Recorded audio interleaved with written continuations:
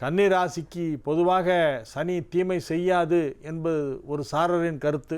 ஓரளவு நன்றாக இருக்கும். ஆறுக்குடையவன் 6ஆம் இடத்தை விட்டு நகர்ந்து விட்டாலே ஆரோக்கியம் நல்லாயிடும். அதனால் ஹெல்த் இம்ப்ரூவ் ஆகும், வெல்த் இம்ப்ரூவ் ஆகும், வேலை நல்லா இருக்கும், குடும்பம் நல்லா இருக்கும். திருமணம் ஆகுமா அப்படின்னா திருமணம் சில பேருக்கு நல்ல தசாபுக்தி இருந்தால் திருமணம் ஆகும். திருமணத்திற்கு தொடர்ந்து பார்த்து கொண்டிருங்கள். உங்களுக்கு சந்திர தசை, புத தசை, சுக்கிரபுக்தி, சுக்கிரதசை போன்றவை நடைபெற்றால் இப்பொழுது திருமணம் நடைபெறும்.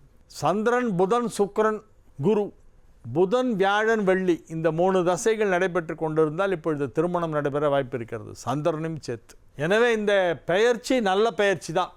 இன்று நிகழும் இந்த சனிப்பெயர்ச்சி கன்னி ராசிக்கு நன்மை தான் அதிக அளவிலே செய்யும்.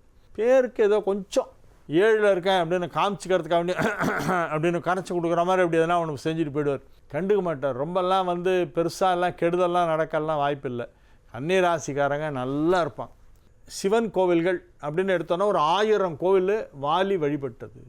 அதில் ஒன்று கோலியனூர் அப்படிங்கிற கோவில். அது விழுப்புரத்திலிருந்து 7 கிலோமீட்டர் தொலைவிலே, விழுப்புரத்திலிருந்து புதுச்சேரி, பாண்டிச்சேரி போகிற வழியிலே இருக்கிறது. அது ஒரு மிக பழமையான கோவில். 1500 ஆண்டுகளுக்கும் மேற்பட்ட பழமையானது.